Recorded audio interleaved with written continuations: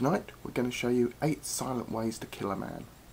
The guy who said that was a sergeant who didn't look 5 years older than me, so if he ever killed a man in combat, silently or otherwise, he'd have done it as an infant. I already knew 80 ways to kill people, but most of them were pretty noisy. I sat up straight in my chair, assumed a look of polite attention, and fell asleep with my eyes open. So did everybody else. We learned that they never scheduled anything important for these after-chop classes. The projector woke me up, and I sat through a short tape showing the 8 silent ways.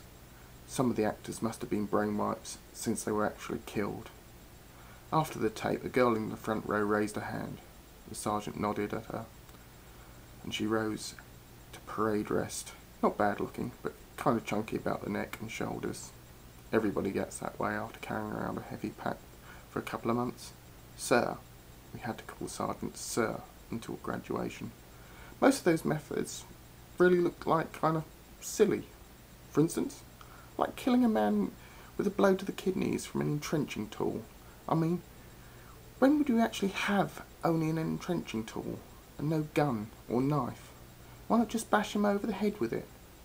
He might have a helmet on, he said reasonably.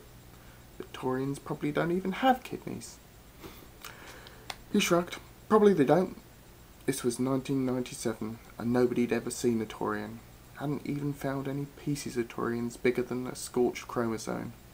But their body chemistry is similar to us, and we have to assume that they're similarly complex creatures. They must have weaknesses, vulnerable spots.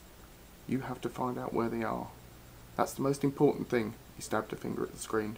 Those 8 convicts got corked for your benefit, because you've got to find out how to kill Taurians, and be able to do it whether they've got a megawatt laser or an emery board. She sat back down, not looking too convinced. Anyone got any more questions? Nobody raised a hand.